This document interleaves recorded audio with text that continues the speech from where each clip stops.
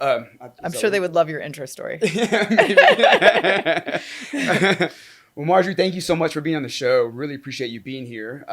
Really an honor to have you. You've done so much in this industry and just so many accomplishments that it's hard to list them all. But everybody that comes on the show gets an intro. So we're going to start off with an intro.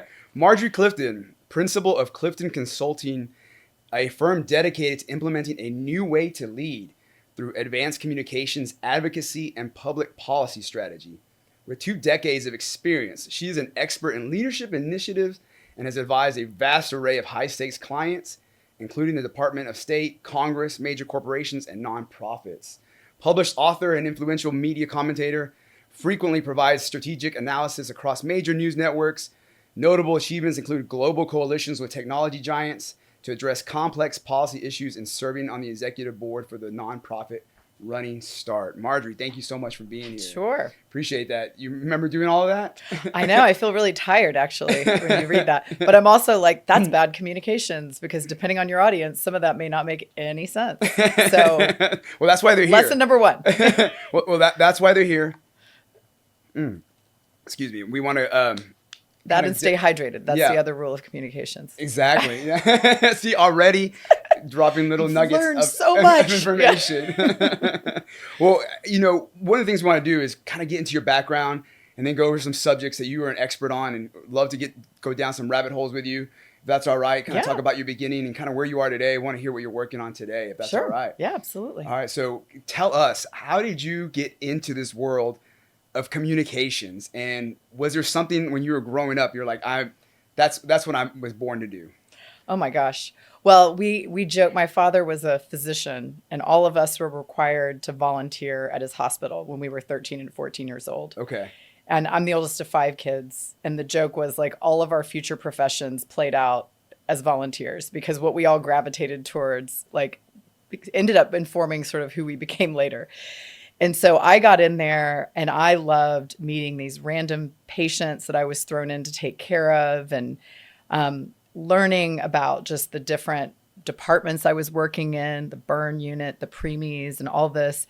And I became really passionate about expanding more volunteers and getting the doctors understanding what we were doing and the importance of it. And so I started speaking at the doctors' luncheons and creating methods of like bringing everybody together to understand. And it's funny because that doesn't feel like a natural communications job. Yeah. But it really is at the heart of what I do these days, because a lot of my focus has been on bringing different groups of people to the table to understand each other and to do better work together. And whether it's in the public policy space or nonprofit space and businesses, and sort of clearing up misunderstanding or creating like a unified message. So that was kind of what happened for me. And how old are you when you're holding this communications campaign as a child? Oh, I mean, I was 13, 14. I was, Wow. I was the oldest. So, we become kind of like the alpha, right? The anal organizers. Yeah, that kind of thing. And my other brother like disappeared into the lab with the rats, and he's a surgeon today. So like that was his world. And okay. Yeah. So it was kind of funny how that all worked out. Wow. Yeah. So the hospital turned you into comms. It did. My youngest brother, who's like the industrialist business guy in the family, like he was like, why are we not charging for popcorn? Like we could totally create revenue for the hospital. And that's what he does. So wow. It is kind of funny. Yeah. We joke about that still. Okay. And so then from there, you go to the university and you actually study communications? Oh yeah. Funny enough, I actually started as a journalism major. Okay. And again, I always was curious about and loved storytelling. Yeah. Loved to communicate myself. I typically only got in trouble for talking too much in classes and things like that. Yeah. But I grew up in a family that worked on a lot of different social issues. My father was in medicine.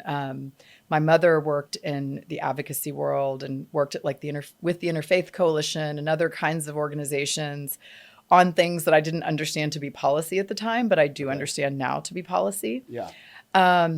And a lot of my passion came from how do you get more people understanding? How do you get people more involved? Yeah. And so I started in journalism.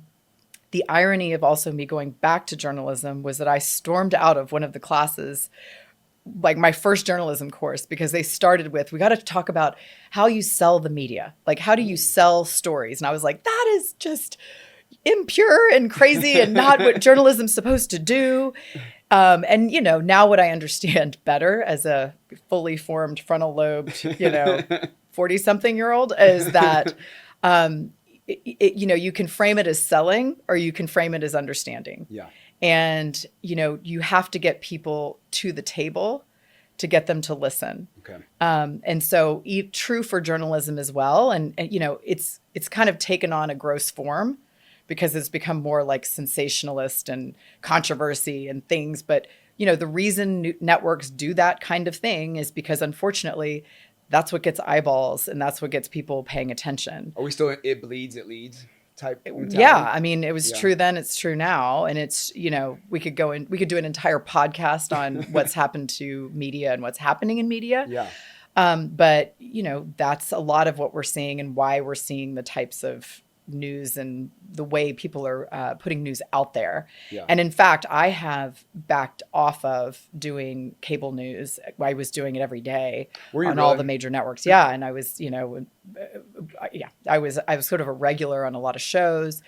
And then as I saw the networks getting incented to do more outrageous, you know, controversial, these sort of soundbite, like what sounds good and what, you know, creates a hysteria in their base, was what was driving most of the news stories. And you didn't want to be part of that. No, because I knew that any good policy is complex. Right.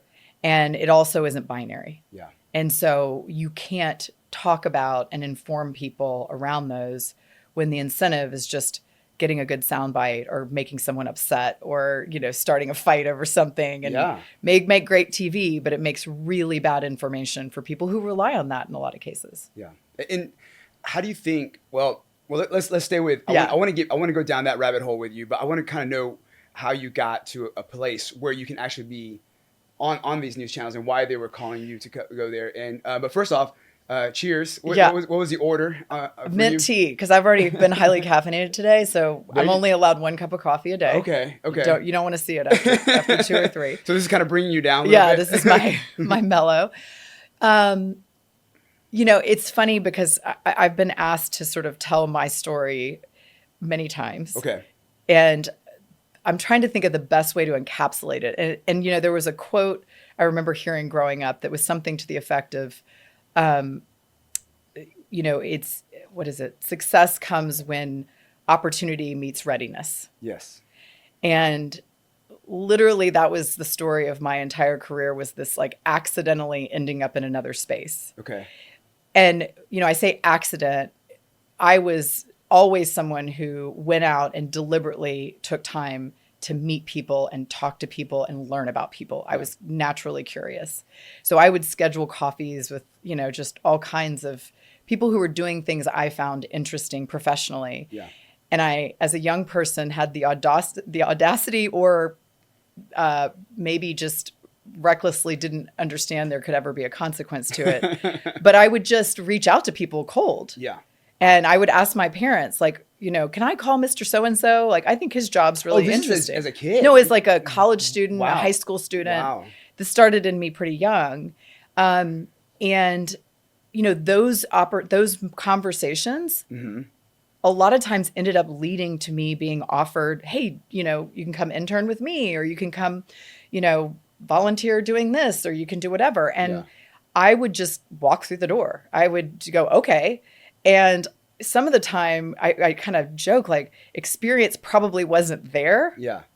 But I had enough experience of myself to know I could figure it out. Right. I could either go, and I had the audacity to go figure it out. Okay. And so whether it meant, oh gosh, I'm going to have to go take a course on this topic, or I'm going to have to go find someone else who knows about it to teach me. Yeah. I'll give you an example of this. Okay.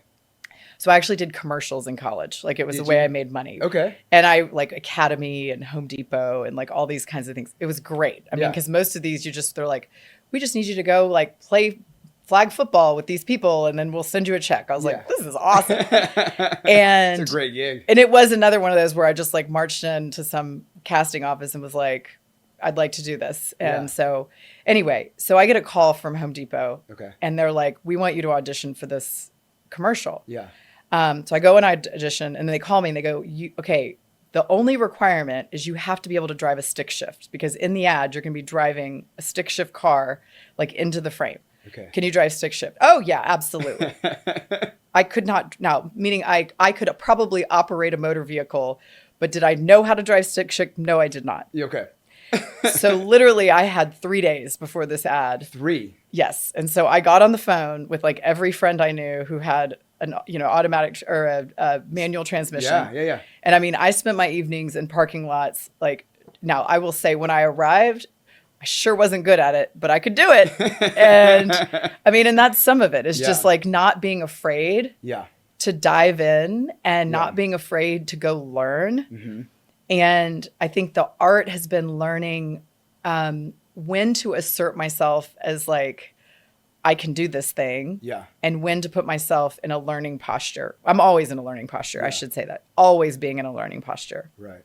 But another way to say it is when to speak up and when to shut up. Mm-hmm. I like that. That's great. And you think this with communications, you think that's just kind of some of the secret sauce is that you have to do it. It's not really a philosophical kind of conversation. It is communication, one of those things you have to get reps on. I mean, there's absolutely some skills you need to have, but communications is a really broad field. Yeah. Like it could encapsulate a lot of different things. Yeah. Some people say it's like public affairs, which is more of a policy type role. Yeah.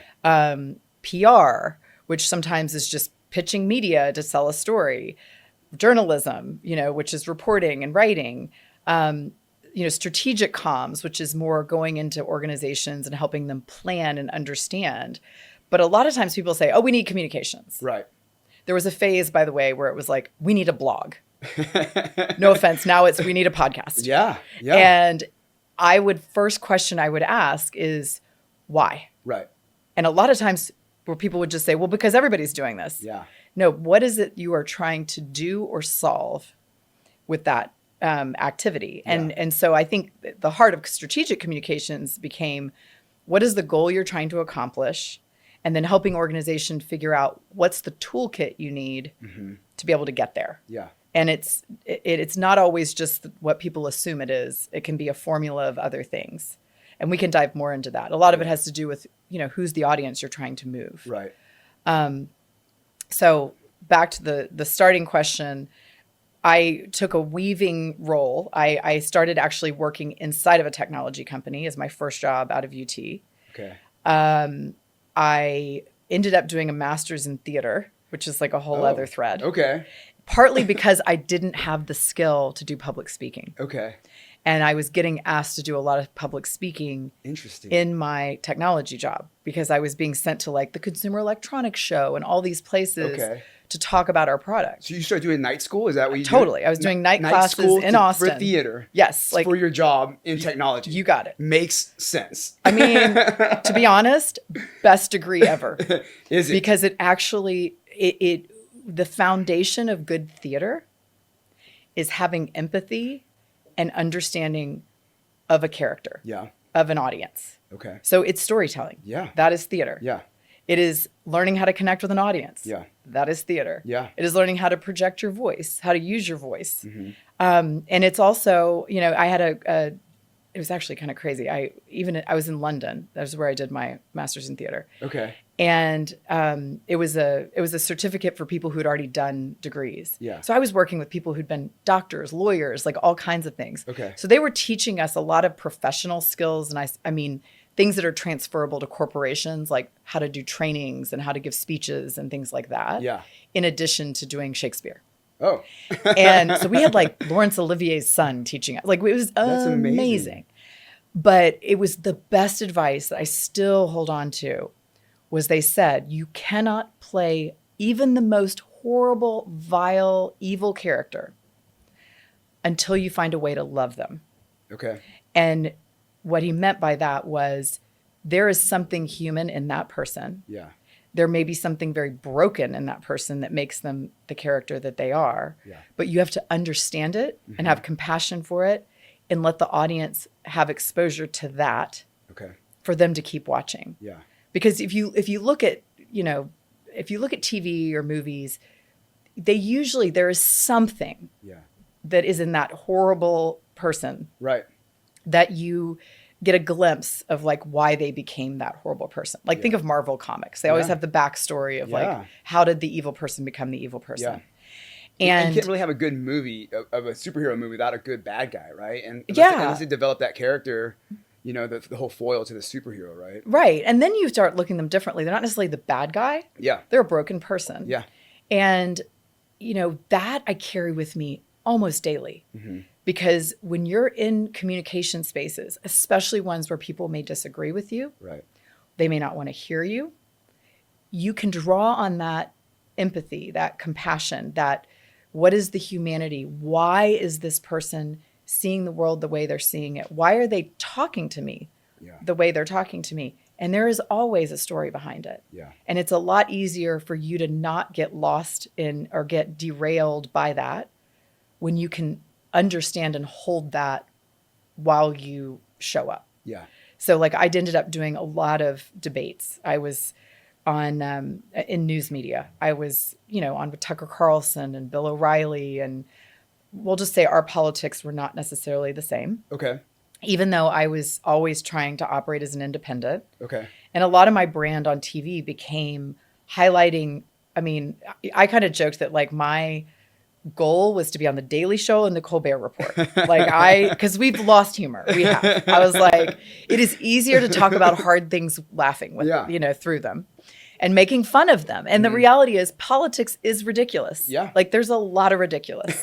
And Democrats and Republicans. How dare you? I know. I'm it's the such worst. a serious subject. Terrible. And it's like part of where I feel like we've gotten stuck is we're just so holding everything as so precious. Yeah. And so I, on air would be like, well, the Democrats did that and the Republicans did too. And so let's not get too holier than thou here. A lot of stone thrown in glass houses. Exactly. And then, and people like Tucker Carlson, like their shows are designed to fluster people, to I gotcha, And then, but you're talking about Tucker before he had his own show. Before his own show. This is when he was on Fox. On Fox, not when he's on CNN, but when he's on Fox. No, when he was on Fox. And so why are they calling you? Why are they bringing you onto the show? Where were you at that in your life at that point that you're getting called to come on to the show? Because obviously cable news has changed a lot, and just in the last few years. So love to hear how different it is from when you went on to how it is today. So what were you doing that they were like, okay, we got to get Marjorie on here to talk to Tucker? Well, the way it started, again, this is going back to like opportunity and experience. Yeah. Be game ready all the time, right? Well, and again, like, or we'll call it audacity or stupidity. we can label this however we want. Or courage. Sure. So I had my meandering role, did my master's in theater, ended up getting offered a job in DC. Okay. Ended up working for a consulting agency in DC, which taught me a ton about what I went on to do on my own. Okay. And part of the reason I chose to go out on my own was because I wanted to be able to work with the clients I wanted to work with, not the ones that were brought to me. Because there are things that were brought to me that I thought, I don't know if I really want to help these people do this because I don't feel like this is good for the world, or I don't feel like this lines up with my values or whatever. Yeah. But you're working for an agency and you have a job to do. I was working for yes. Yeah. And so I didn't get to pick. Yeah. And so. And like we say, everyone deserves representation. Everyone does, but I don't have to do all of them. That's right. So there you go. So I went out on my own, and one of the first clients I got was a group called the Women's Media Center in New York. Wow. And they were wanting to build, it was actually founded by Jane Fonda and Gloria Steinem and a lot of these powerhouse women. Yeah. And this was at a time pre-DEI as a thing. Okay. So this was just, I was a woman working in business. I was one of few in a lot of the spaces I went into. Okay. So I was very passionate about helping other women advance in their career. Yeah. So were Gloria Steinem and Jane Fonda, who are powerhouse women. Yeah. Was it scary to jump into to start your own company?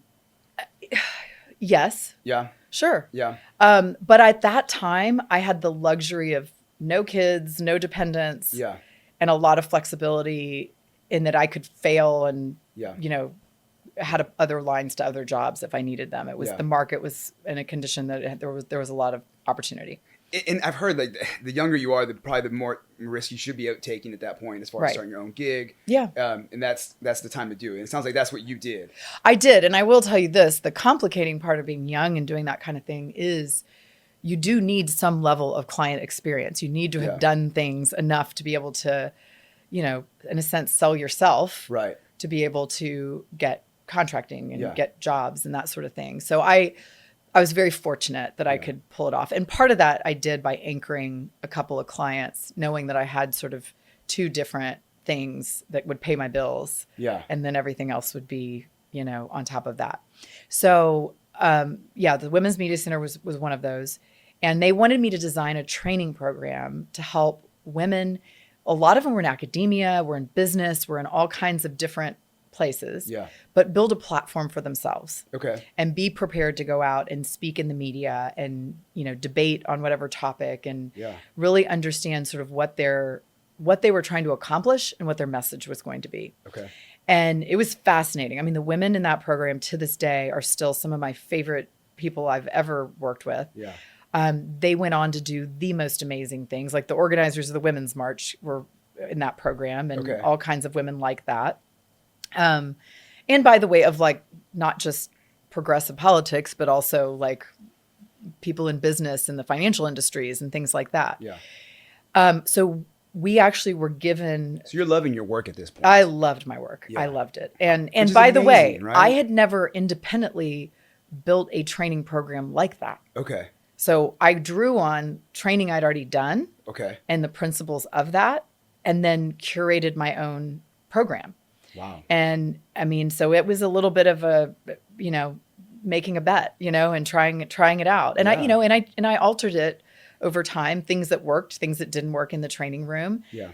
And, what I think I see in every space I'm in is that people will give you a lot of grace if you bring them in and help them understand that there is no silver bullet, there is no perfect anything. Yeah.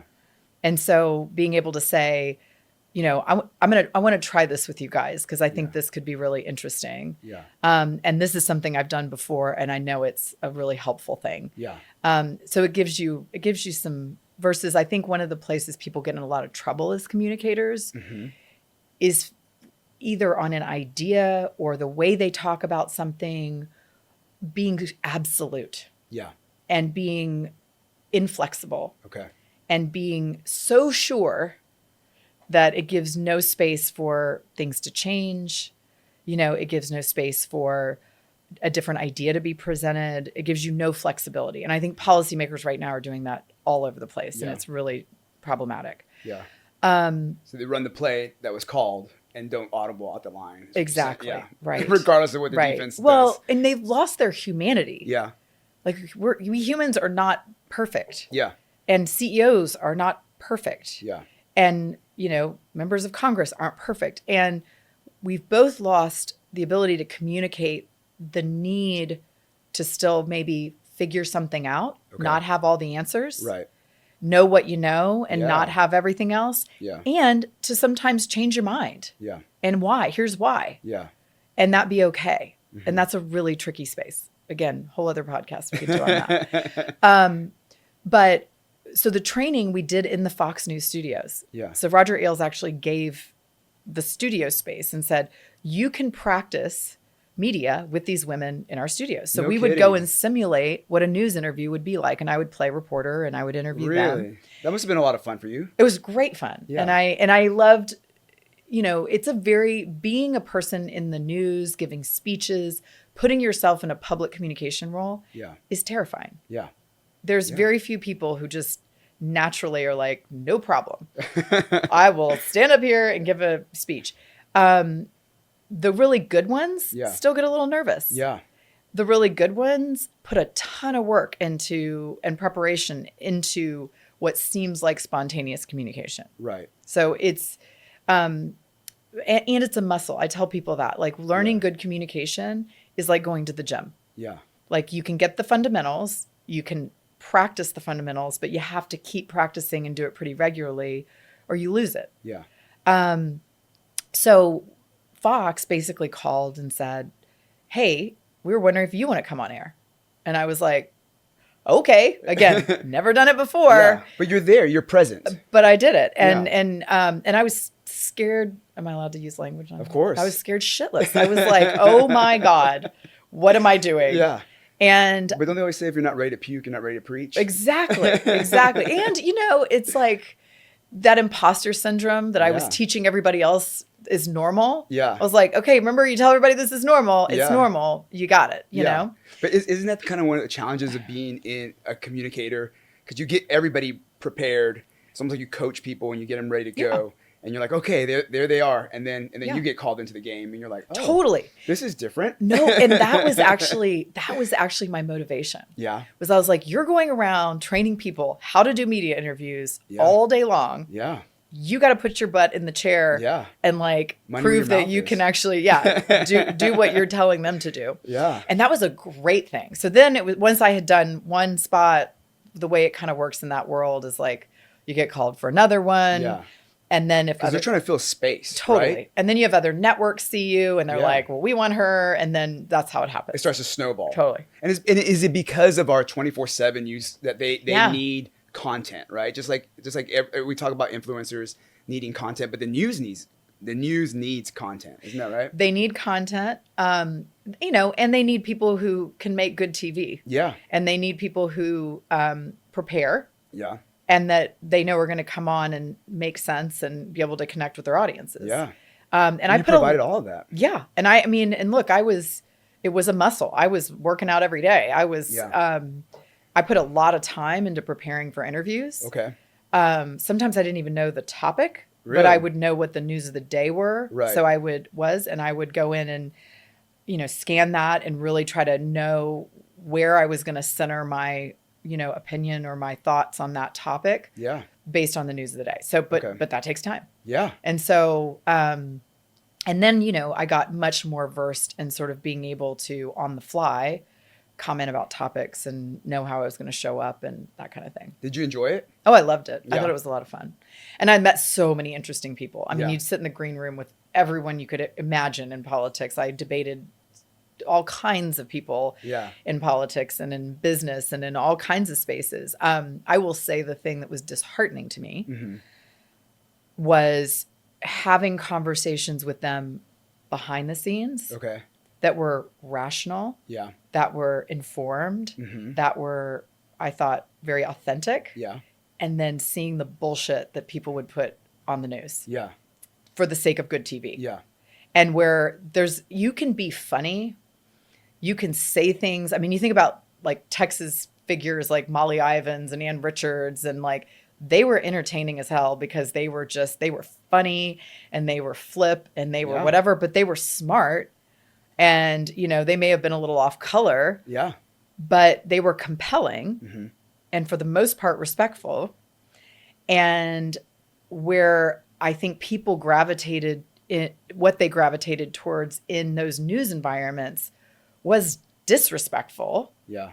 was combative, was, dehumanizing. It wasn't like an elevated form of entertainment. Okay. And it's still what I see. Yeah. So it started to wear on you? Is that what happened? Did it just Well, it just felt like a waste of time Okay. because who I saw starting to watch the news. Yeah. And I used to get letters all the time, emails and notes on social media, things like that, to the effect of, hey, I watched you and I didn't think I would agree with you, but man, I really learned something. Thank you for helping me see it a different way. Yeah. That was why I was there. Okay. Was like, I just want to open everybody up to Yeah. like understanding again that good policy is usually gray. It's not usually black and white. Yeah. And highlighting, all of those aspects of policy. And how are you able, because like you said, policy is complex, Mm-hmm. complicated. There's a lot of feelings that go into it, and it's kind of our morals of a society, right? We always say, even jaywalking. Like if your society decides jaywalking is illegal, Right. that's kind of a moral decision we've made to say, hey, that's illegal, right? Mm-hmm. So how would you be able to distill such complex times? Because it's not like they give you, this is pre-podcast, right? So they we didn't have 3 hours to unpack it. You weren't going on Rogan to talk 3 hours about Yeah. your policy. So what would you do to make sure that your points got across to explain what a policy was about to the Well, audience? that was part of the hard part of it. Yeah. And part of why I kind of felt like it became an unproductive space. Okay. Was for that reason. It was like, we don't have enough airtime. In 2 minutes, we cannot distill this. And when the other person's trying to actively demonize, you know, how they think I see it or how they're labeling it. Yeah. And, you know, well, this is true, by the way, in giving speeches. This is true in doing media. It's true in how people run campaigns. Yeah. That making a simple message is much harder than a 3-hour format. Right. That gives you the opportunity to talk through a message. Yeah. And so Mark Twain has like a famous quote on this that I'll paraphrase it, but it's something to the effect of, you know, if you want me to talk for a minute, I'll need 2 days to prepare. Yes. If you want me to talk for 2 hours, like I can start right now. Or I'm bastardizing the quote, but it was something to that effect, which is basically short communication takes a long time to create. Yeah. And that's where, you know, you see campaigns floundering. It's where, you know, I'll see all kinds of, and when I say campaign, you've got political campaigns or even like a corporate campaign, a branding campaign. Right. And I feel like the Super Bowl is a good place to exercise this, where you watch ads. Yes. And then at the end, the question is, do you remember what brand that was and what their message was? Yeah. And honestly, 95% of the time, the answer is no. Right. It was like, that was funny. They did this weird, crazy thing. Yeah. But they can't remember the brand or how that connects to the brand. Yeah. That's not a good ad. Yeah. I mean, I get it. Like that's its own, you know, art form in Right. the ad world, but you get the point I'm saying. And I see that with a lot of, you know, what I call takeaways, the things that an ad tells you to do. Yeah. Or people who are fundraising do, where they'll be like, give us money. And I'm like, how much? Yeah. To where? For what? Yeah. Like, so really clear takeaways articulate all of those things. They leave an audience understanding exactly what you want them to do. Right. Versus leaving them with more questions than answers. Yeah. And a lot of communication I see out there, it takes that form. Yeah. And what I look at is that's bad homework. Like you did not put the time or the work into like communicating very effectively. And why do you think that's happening?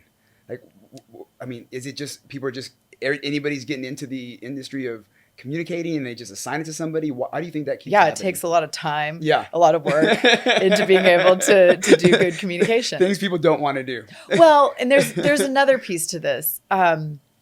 It's time and work intensive, you know, and we are living in an environment where there is so much communicating happening at us, to us, with us all the time. Yeah. We are literally connected 24/7. Right. We have an Alexa by our bed.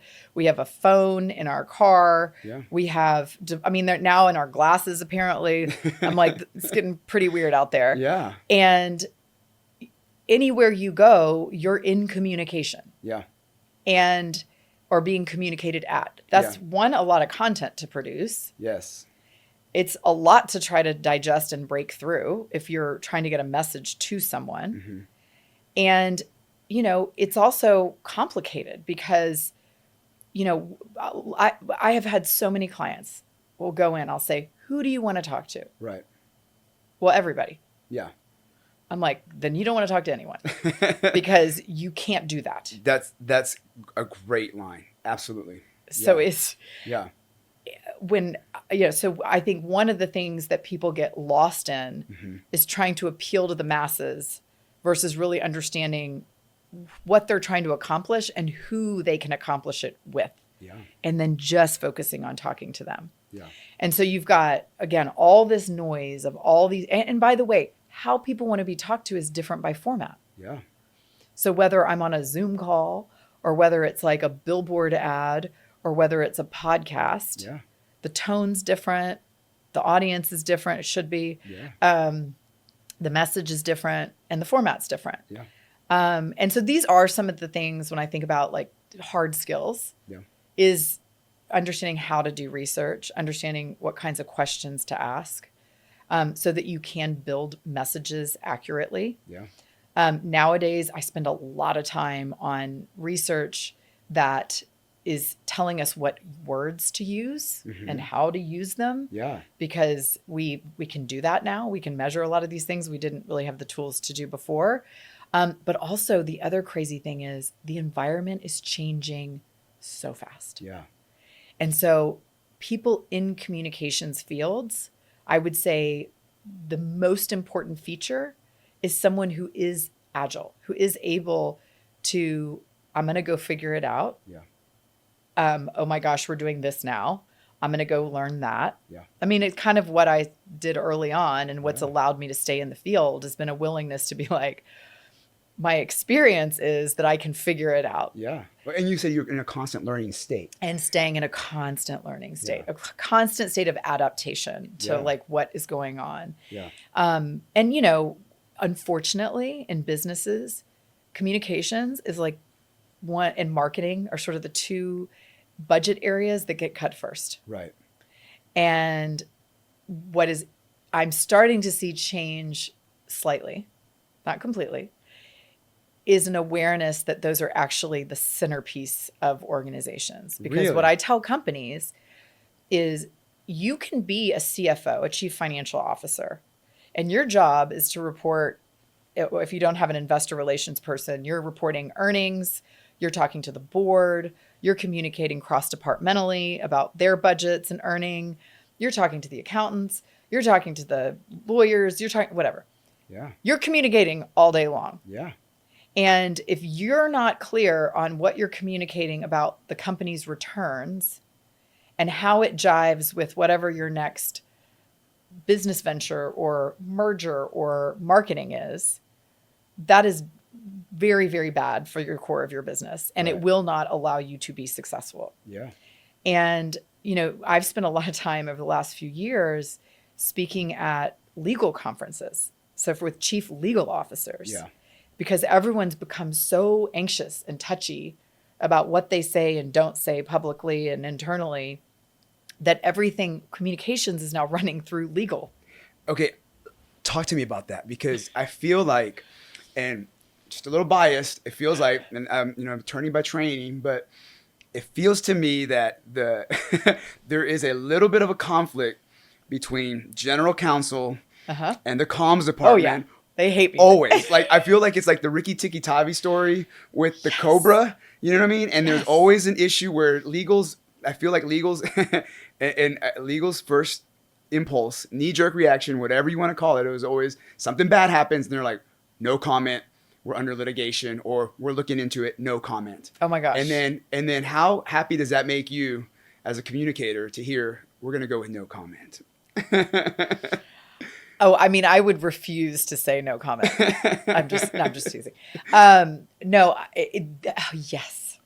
So much tension there. Yes. And it is interesting because I get brought into projects sometimes by the legal counsel in a crisis situation. Yes. And that is an absolute critical, and I was about to say, I hate attorneys. That's okay. But I love the ones in my life. Yeah. Yeah. And they know that I feel that way. Because in some ways, as a communicator, I'm much more of what's the possibilities. Yeah. And attorney's job is like the opposite. It's like, right. Here are the things that you should not be doing under any circumstance. Yeah. So it is a very interesting tension. Yes. And, but it's a very important one. And I understand it. I understand why there is a fear by attorneys about what we say and what we don't say. But this goes back to the, I don't know, and one of the core tenets of good crisis communication is communicating as quickly and clearly as you can. Okay. Even if you're not providing them all the information. Right. Even if you're not able to answer all the questions. Yeah. Being trustworthy, being in front of people is absolutely what earns public trust first, and then gives you permission for the conversation to take some time. Yeah. There was actually an example this week that I thought was really, really well done by the Austin PD. Okay. There was a death after the A&M UT game. A young woman Yes. from A&M died. And she was a cheerleader and kind of high profile, had lots of friends. Um, and I didn't actually see the press that had happened after her death. On Saturday, a statement was put out by Austin PD. I think it was Saturday, but over the weekend. And after that, I went back and to sort of see what was going on. Well, basically, they didn't know whether it was a homicide or a suicide. Okay. And her mother and father went to the press and were like, "There's no way." And they hired this infamous or famous attorney, Tony Busby, depending on how you see him. And he made a statement basically saying something doesn't smell right here. Yeah. And so, of course, that sent the internet going crazy and social media and all this kind of thing. And there was all the speculation and there were stories getting spun up. And that's really damaging for a legal environment around a death. Mm-hmm. So Austin PD came out and they said, we don't usually make statements. But in this case, because there have been so many things said and there's a lot of chatter, we feel it important for us to say something. And basically, they had evidence that was very clear that it was a suicide. And what I appreciate about what they did was, one, they said there is a reason we took the time we did, because these are things you do not want to get wrong. We wanted to make sure we had all the right information. And we have so much compassion for these parents. It makes sense to us why they would, be feeling the way that they felt and ask the questions that they asked. And, our heart is with them. And it was like exactly the right thing to say. Yeah. Because it was acknowledging their pain. It wasn't pointing fingers back at them because they'd been, making a lot of accusations about it being not a suicide, that she would never have done this and all that. And of course, because any parent would feel that way. So it showed compassion. It gave people understanding of the process. They gave facts. And that is how you do good crisis communication. What I don't know is what they communicated right when it happened. Yeah. But that window that was in a number of, I guess that was a week or so, but within those early days, even if it's to say, we are currently gathering all the information we can, we need to understand the situation, and we are communicating with everyone with every detail we're able to do right now. And that's a really core part of crisis, because if I just came out instead and said, no comment. Right. To every question versus, we are gathering information. We hope to have answers for you very soon. No comment is still a comment. Yeah. Yeah. In fact, no comment, all that does is send every reporter's antenna up and they're like, ooh, there's something real good here then. Yeah. And so that is where I think attorneys and others who aren't versed in good communication skills or comms as a practice get themselves in trouble. Yeah. And that's why working with communications people really matters. And do you think, in your opinion, some like Austin Police Department or the government or agencies that report to the taxpayer, is there more of a responsibility for them to be more transparent than, let's say, a private corporation? Do they have less time, or is it all the same? No. Crisis is a crisis. Okay. Is a crisis. Okay. And there's multiple reasons you're in a crisis. Yeah. Some of it is natural disaster, Mm-hmm. which people do not have control over. Right. So it is it's a man-made disaster. Yeah. Or it's a failure to respond to either of those. Yeah. So a crisis is sometimes born out of people not handling a natural disaster or a human-made disaster properly. Right. I mean, you look at like the BP oil spill. This is way back. Yeah. But this oil spill was a human-made disaster Right. that contributed to a natural disaster. And that was human. Let's just say it was a human disaster that impacted the environment and impacted families and impacted all these things. And then the CEO came out, and the statements that he made and the way that he made them created a bigger disaster case. Yeah. So that's where handling that quickly, handling it correctly really, really matters. Yeah. And that's why, I recommend that any organization have a crisis plan. Yeah. Who are they calling when it hits? Who's the team? Who are we communicating with? and then somebody who is equipped to be able to plan all of those different pieces. And that's a really important thing. But like who gets brought into the situation room immediately, right? Correct. Like who is the team that's, I guess, almost like a strike team. Like exactly. That's who we're bringing together, right? Yeah. Well, and a lot of the work, so it's interesting. I've run this consultancy for 25 years. Congratulations. Thank you. That's great. Thank Small you. business owner, Yeah, Texan. yeah. But what in the last actually like year, there was a colleague and a friend of mine who she and I had worked on some projects together, and she actually came out of, she was the chief marketing officer at Silicon Labs here in Austin. Okay. And, they're a, I don't know, multi-billion-dollar semiconductor company. And they had a situation that was a crisis where their then CEO had gone and made public statements on social media and internal statements about Trump's election. This is in 2016. Okay. And it set everybody into a tizzy. I think that the comms team was not prepared to be able to respond to it because they didn't know it was coming. And it just emerged. What he did not understand were a lot of different political views within their workforce, a lot of political views in their community around them. And, it's understandable that we get in our silos and we think, oh my gosh, I see the world the way I see it. And this is everyone I talk to sees it this way. Yeah. And I think in that case, like his heart was in the right place because he felt like he was taking an important stand, but he didn't understand was that there were differing views than his and that people didn't necessarily see it the way he had seen it. And so she, in very short order, had to figure out, oh my God, how do we respond to this? And so what she started doing was building a civic education program inside the company and, explaining things like, what does a railroad commissioner do?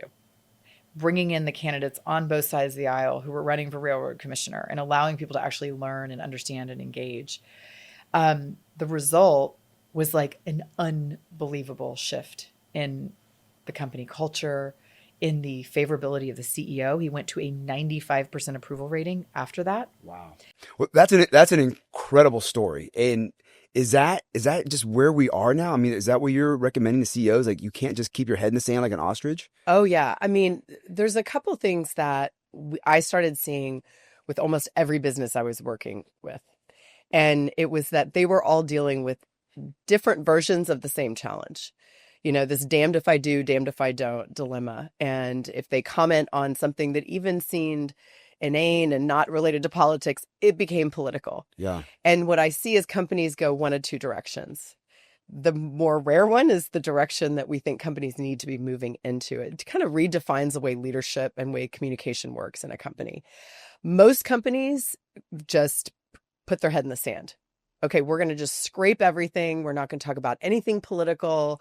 We're going to err on the side of super safety. But the reality is, it may be something that they're not in control of that pulls them into the media or pulls them into a crisis around politics these days. Yeah. I mean, you look at brands like Target and Bud Light and, you name it. And sometimes it's somebody else pulling them into a food fight, or sometimes it's an employee making a comment. Yeah. And that's a really tough situation for companies to be in. So my business partner, Deirdre Walsh, who I was talking about, she, as a CMO, pivoted to creating a nonprofit called In Good Company that also has a consulting arm. And she was so passionate about what she had created for Silicon Labs, how successful it had been, how fulfilling it had been to so many of their employees. It was so funny when they started doing this civic education, which, doesn't sound very sexy, but it was a little bit of like, how does a, county commissioner, what do they do? Yeah. How does it work? Yeah. She started bringing in candidates from both sides of the aisle to let people actually ask questions and have conversations. They started calling friends and family to join because what people realized is we don't have anywhere to get this information. Yeah. And so she was so passionate about it. She's like, I'm going to give this to companies. I want to give this to anyone who wants to use it because, one, I see it help leaders that are trying to do the right thing and not wanting to get pulled into things and don't know how to handle a population that honestly is confused and very divided, and assumptions we may make about what people think or believe are not always right anymore. Yeah. And, and what I see is people, their hearts are in the right place. They want to do right by their employees. They want to do right by their consumers. But if you look at it, actually, the research that we've seen out there shows that employees overwhelmingly want their employer to be the voice on political issues, to be the voice Really? on things happening in their communities, and have an opinion. And that's a really tough spot to be in. Yeah. Okay, you want me to say something, but I feel like I'm going to get in trouble no matter what I say. Yeah. So what we've seen is our in good company work that we're doing, which is named by design, which is, being with other businesses, others that are trying to do a good job. Yeah. Is that these are actually unifying moments, that instead of avoiding talking about it, that the opposite happens when you go and have good conversations and you give good information to people. And instead, what your focus becomes is, I'm going to empower you to use your voice in the voting booth, in your community, as a volunteer, and do it in an informed way. Yeah. And I think that's the big challenge, is that where people don't have good information, they fill in the gaps. Yeah. We tend to move to the hysterical when we don't have, It's the loudest, right? It is. Well, and I joke about this. I'm like, my curiosity is, are the noisiest people on Nextdoor talking about politics actually voting? Or do they actually understand how systems work? And what I find is, when you put people in person, you put them face to face, when you put them even with their colleagues, their friends, their family, and you have a common thing to understand, a common understanding first, Yeah. and the tools to be able to answer questions and talk about things, really great things happen. Rational conversations happen. People then feel autonomy and agency and the ability to actually act. And I think that's a lot of what we're seeing right now. It's just people's fear and frustration over not knowing what to do. Yeah. Okay, I'm going to nerd out and give you a little bit of an origin story of Yeah, this, because yeah. it's, again, seeing it happen in workplaces so effectively and so beautifully is inspiring to me. But I started then with this curiosity of, okay, wait, where did civic education come from? Yeah. Like in my era, it was like Schoolhouse Rock. You had like the little Yeah. bill becomes a law Yeah, video, right? And today people have social media. Yeah. Which I don't think anyone's questioning how factual and accurate and helpful that is anymore. But it's telling people what they want to hear, and it's like incentivized to be hysterical. Yeah. Well, it turns out the founding fathers of our country, who didn't agree actually on a lot of things, Right. created this philosophy around our democracy, or our republic, or however you want to frame it. Yeah. But they had agreement about how the U.S. government was going to operate. But the one thing that they did unanimously agree on, in terms of how that worked, was that civic education was the center of it functioning. So American schools were actually founded to teach civic education first. Okay. And so you think about it, today in the U.S., only 4 states in the country require civic education for a year. And by the way, that doesn't even mean it's required with testing. So we're not even testing that knowledge. And so in high school. And so what that means is, most of us are not getting it at school. Yeah. So then we're not getting it necessarily at home. So we have nowhere to actually learn how these systems work that impact our lives, that impact our employers, that impact companies, and are all over this policy space. And so a lot of what we also see is that if we can not only create an environment that helps people in their workplaces, in their communities, with understanding, with opportunities to volunteer, but also that makes our country work better. It Right. makes people vote more. Yeah. One of the things that we're doing right now that we're really excited about, and again, if you go back to the themes around good communication, when we're doing crisis communication, when we're doing strategic comms, the first thing we're always thinking about is our audience. Yeah. And the other piece of that formula we've talked about is, who's the messenger? Well, the biggest challenge we're having today is with messengers, because we don't trust anyone. Yeah. And in fact, the Edelman Trust Index that just came out last year showed that the institution that people trust most today is their employer. So the information that comes from their employer is something that they feel is reliable, which is why we're trying to, again, empower employers to be those educators, to be able to facilitate those conversations. And, that makes for better policy for those companies when their employees understand, what healthcare legislation does to a drug company, a pharmaceutical company, or an oil and gas company's employees understand what legislation does to their ability to build pipelines or have clean energy or whatever their topic is. That's impactful. It gives them agency to impact their work, their lives, their communities. In Texas, we are actually the second lowest voter turnout in the country. Really? Who are we beating? Oh, I'm trying to remember. So we're beating somebody. We're beating someone. I think it's Arkansas. Okay. Maybe. Be West Virginia. I can't remember. But I will tell you, so we're the 8th largest economy in the world, fastest growing population in the country, lowest voter turnout. Wow. Like that does not work well. Yeah. And so we started thinking again about who people trust. And so we talked to workplaces, we talked to faith communities, and we talked to community organizations like the YMCA or, just other groups that people were part of. And we realized that, we have another opportunity here. If they're the messenger on the importance of voting and they're the messenger on how does it work to vote, that's a lot more impactful than us trying at IGC and Good Company, trying to create our own brand. Yeah. So the way we look at ourselves is we're really like the Intel inside. We allow organizations to white label what we're doing and put their brand and their name on it and be the trusted messenger. And what we do is the research to understand how to have those conversations that feels good to anyone, regardless of their political affiliation. What are the words that are triggering to people right now? Things like that. And right now, what we're doing is we're running a campaign specifically around the March primary. Okay. So we call it March Matters. Okay. I like that. And it is. And March does matter. It does matter. In fact, we say March matters most in Texas and actually most places. And this is, again, where you see that civic education gap, like really making an impact. Yeah. In Texas, only about 10% of voters show up for the primary.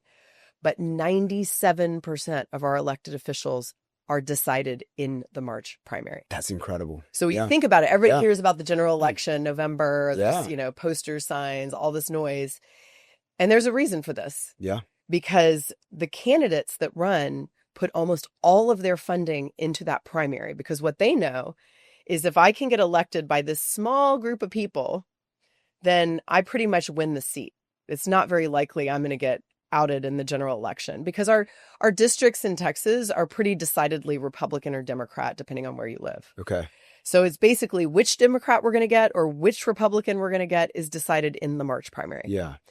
And so, in some ways I'm like, if you're going to put energy into any election, the one that actually has the most impact in the state is the March primary. Yeah. And it's the one that nobody's talking about. Yeah. I mean, we literally have been scouring the state looking for friends and partners. And we're like, is anyone doing anything to educate people around the primary? Yeah. And it's, crickets. Wow. And so we've been assembling anyone we found that is working in that space. Yeah. And trying to really coordinate on how we reach out and how we coordinate in terms of like other nonprofits that are just focused on education. We're not telling people how to vote. We're not telling people who to vote for. We're just like, this is why it matters. Yeah. And here's how you register or here's where you register and here's where you turn out. Yeah. And that's it. And I will tell you, like the response we've gotten is so positive, and we're giving this to places of worship. And the cool thing is they can put their own logo on it and they can make their own March Matters message, meaning March Matters to healthy communities could be something that the YMCA puts out. Yeah. March Matters to healthcare access for your healthcare providers. March Matters to your interest rates.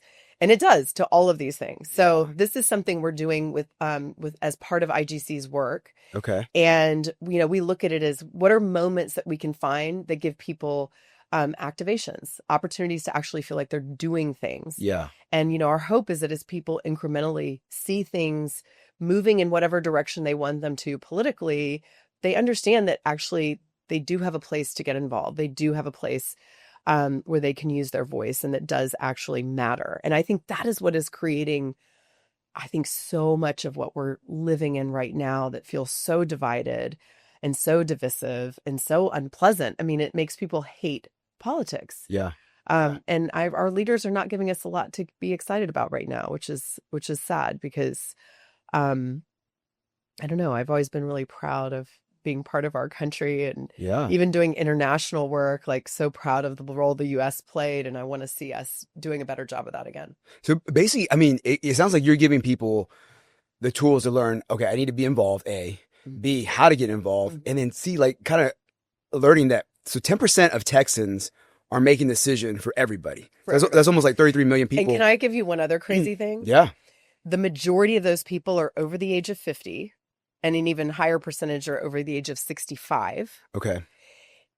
They're largely rural, and they also have voted in at least 4 other primaries. So what candidates do is they go and they've got a ledger that tells them exactly who already votes in primaries. And then they just market the hell out of, you know, those voters. They'll send, I mean, I'm one of them. So I get on average 3 flyers a day. Yeah. And your text messages too, right? And text messages and email and everything.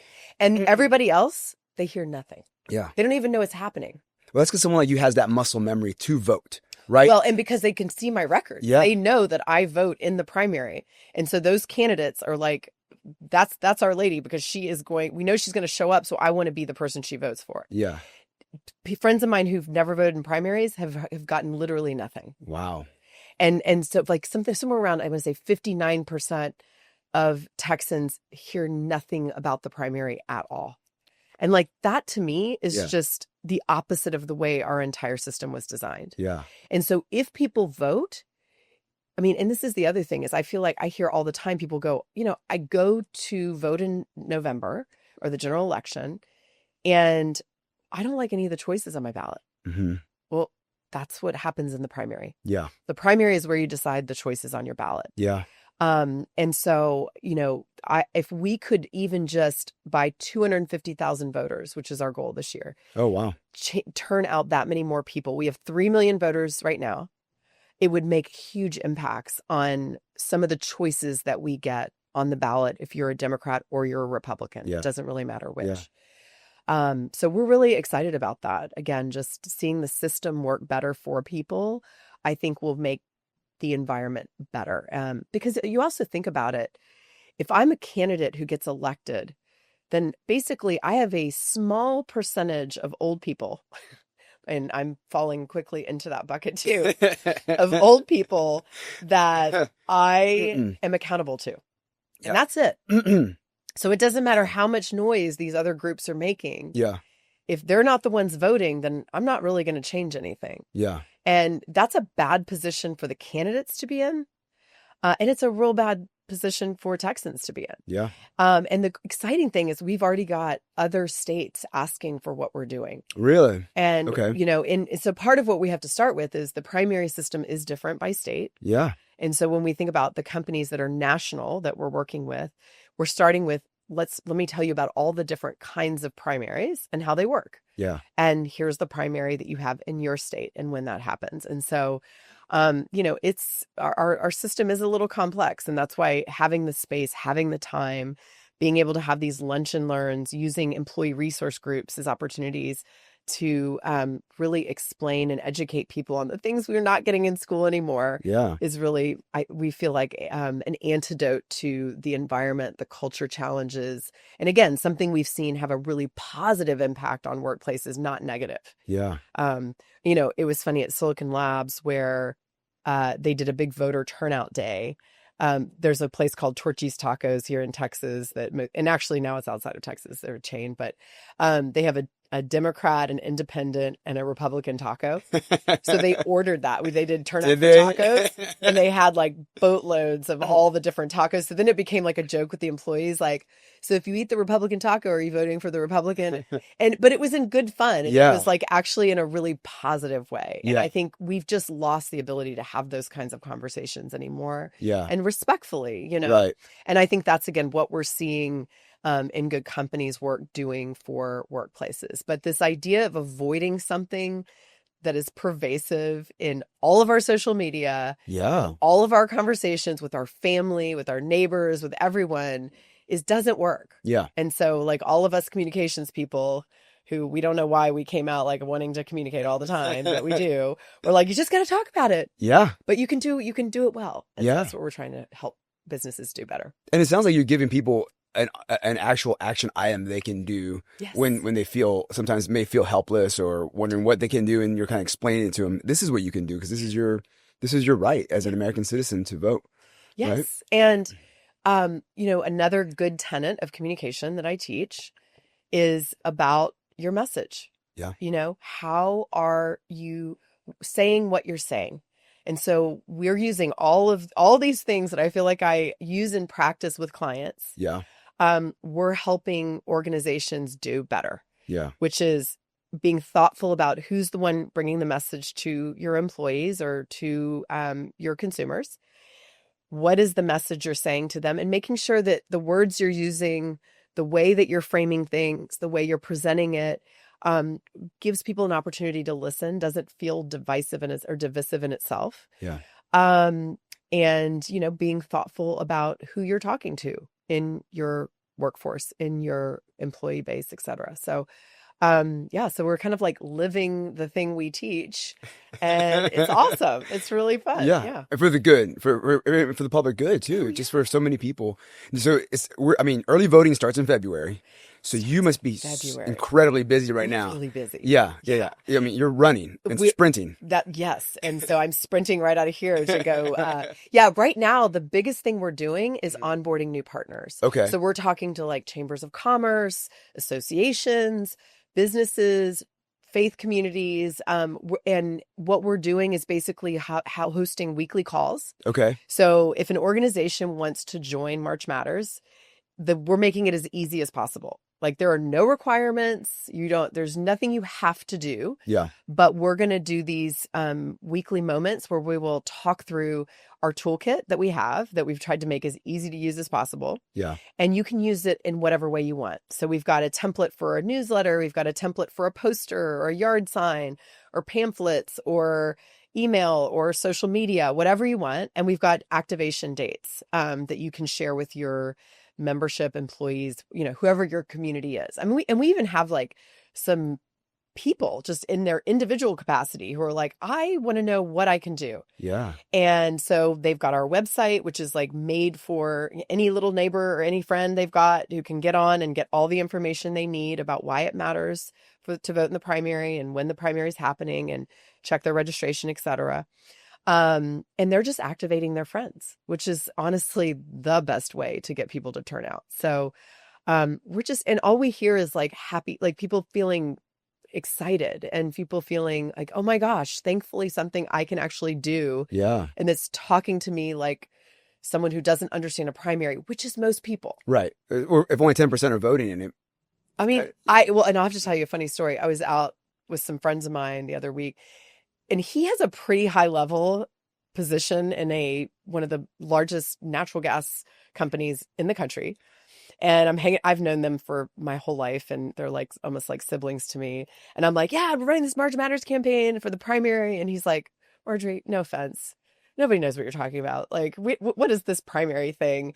And I'm like, dude, you have a master's degree and like policy impacts everything you do all day long. You really don't know. And he's like, honestly, people just don't know about these things. Yeah. Like we have busy lives, we have busy jobs, we have our kids, like whatever. And it was a really leveling moment for me. Yeah. I mean, I think about leaving DC and the bubble of DC and then coming back to Texas and having people pretty much say the same thing. We love you. We have no idea what you're talking about half the time. And that was a pretty humbling moment.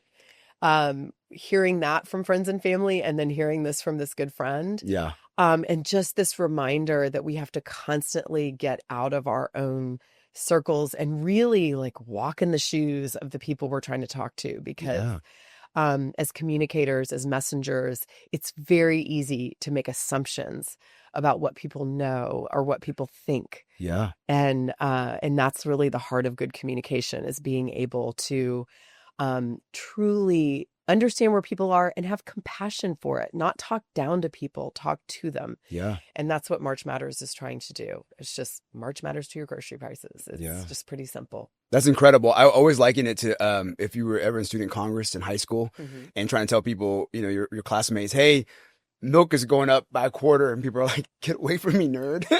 You know, in like, high school, my mom buys the milk. What are you talking about? Yeah, stop bothering me. It's not cool to talk about drinking milk anymore. Yeah. Or you're passing out flyers for your buddy who's running for president of the class, and they're like, please don't give me that flyer. I don't care. Just trying to get to lunch. And then it's always like the kind of, you know, I don't know, cool kid who's like, we're going to get like, you know, we're going to get like unlimited phone access to you at school, or we're going to give everybody like, you know, I don't know, free Doritos every day. And they're like, I'm electing you. Exactly. But that's amazing though. So you're having to cut through all the noise and make sure that people are understanding how important March is. Yes. And the other sort of key part of what we're doing is, I mean, again, another tenet of good communication is you have to reach people a lot. Yeah. And you have to talk to them in many different places. And so getting people's places of worship, the places where they work out, the places where they hang out in their community, and then the places where they work is kind of the formula to this. So we're trying to really hit people with the same message, but through a different lens everywhere they go. So March Matters, you know, what they're hearing in their bank when they're visiting the teller, or what they're getting when they go to the grocery store, or what they're getting when they drop their kids off at school. So that's kind of a key formula, and that we're testing out to see how impactful, because, you know, that is the hard part of being in communications today, is how you break through the noise. Yeah. And what we're finding more and more is that, you know, people still pay attention to the people they trust. Yeah. And sometimes that's their weird friends on social media. And sometimes it's, brands in their life, or like we see in Good Company, it's mostly their employers. And if you think about it, that's one of the only places a lot of people actually are in person. Yeah.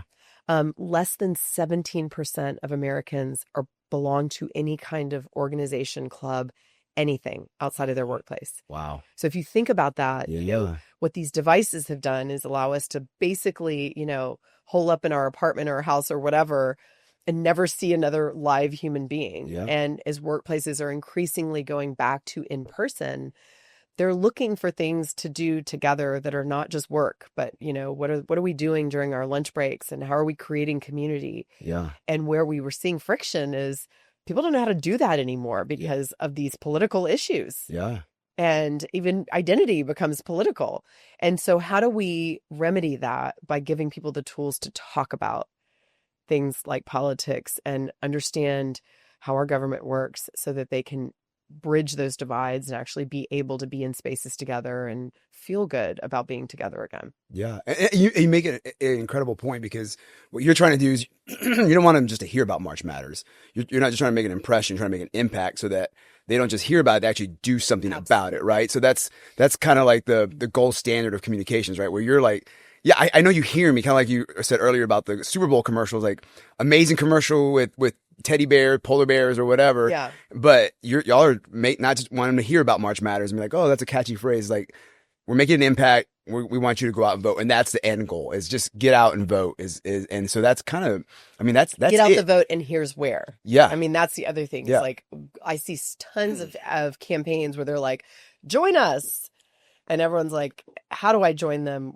Where do I join them? Yeah. And I think one of the things we're trying to be very specific about in every communication we have with our partners or with voters is, and here's the link, make your voting plan, put this on your calendar now. Like, what is our ask with each contact? Yeah. And making sure that it's very clear, easy. I mean, that's the other thing is when we ask people to do really complex things, then they get distracted. They find, you know, something else that they've got to do. I mean, I know for me, it's like half the time I'm at home, I'm it's like, oh my gosh, the dryer buzzer goes off, or, you know, a kid Yeah. walks in the room or whatever. Yeah. There's something always to pull us away. So we have to ask them a lot of times, and we have to also be very clear about what's that one easy thing you can do right now. Yeah.